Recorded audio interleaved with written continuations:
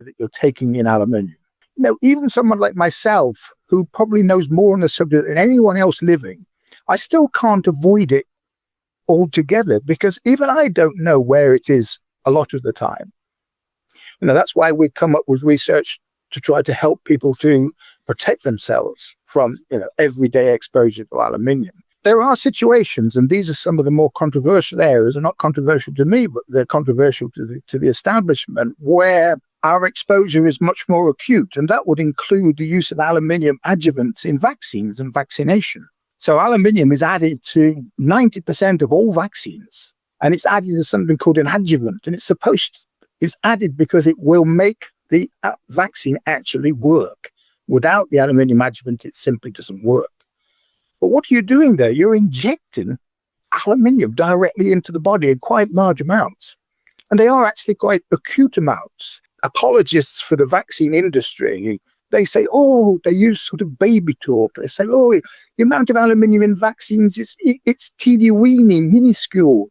No, that's utter nonsense. But it's a convenient way to continue to use a product in a certain way without having to accept any of the possible consequences of it. On that particular subject, there are absolutely no regulations about the use of aluminium at all with respect to human health. You can put as much aluminium in anything as you like. Now, can you think of anything else that applies to? I mean, I don't, even water, there are regulations on how much water goes into certain things and how much you're supposed to drink, etc., etc. No, aluminium, nothing, zero, no regulatory activity whatsoever. So you are not protected. I am not protected. No one is protected against it. So the body has no inherent protection whatsoever.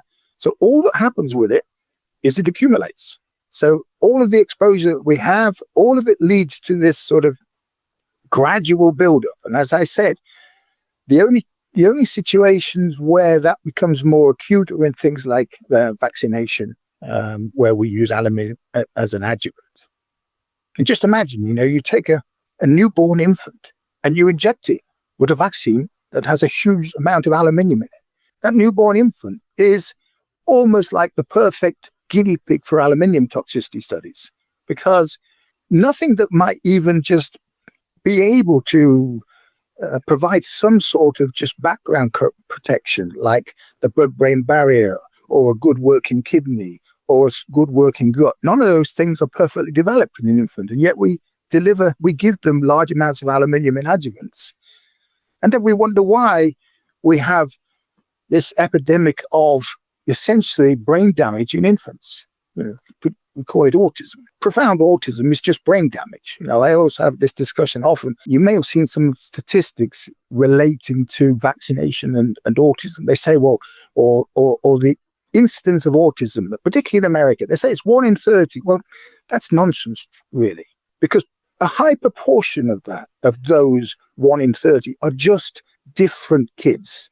They're just wired differently. And autism has just become like an umbrella term for all sorts of people that are different.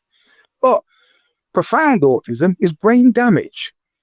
And there are hundreds of thousands of those in every single country. And these are the real victims of vaccination. These are the ones where the aluminium has gone straight from the injection site of a vaccine into their brain tissue, produced what we call an encephalopathy, produced damage in different areas of the brain, to produce different problems in different infants, but generally they're all the same. They're all brain damage.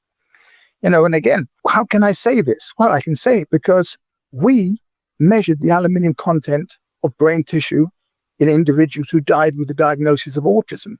And we showed that they had not only some of the highest levels of aluminium in brain tissue we've ever recorded, but we're also able to use a very particular method, microscopy, to show how the aluminium, where the aluminium was in the brain and how it gets in and out, more or less. The terrible truth of this is that you can then see that when aluminium adjuvant is injected into the muscle of an infant, what happens next is you get some toxicity at the injection site caused by the aluminium in the vaccine. That toxicity brings in lots of, we call them immune reactive cells.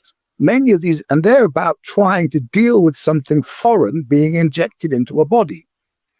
And of course, eventually that's how vaccines are supposed to work in producing an immune response to something. But what also happens is that many of these immune reactive cells, they are the types of cells that can eat the lumps of aluminium that have been injected. They take it inside themselves. And for a while, they're able to do that and fill themselves up. But also these same cells are cells that can go all over the body, and including they can go to the brain. And these are the cells that we saw in our research in the crossing the blood-brain barrier in autism brain tissue. Cells that would normally be found at the vaccine injection site, absolutely full of aluminium. In other words, taking aluminium from there into brain tissue. I talk about this and tell this to anyone who will listen, including my good friend, Bobby Kennedy, who is the most powerful man in health in the world, and he believes me. So hopefully something eventually is going to happen, at least in the US, along the lines of getting aluminium aluminium adjuvants out of vaccines.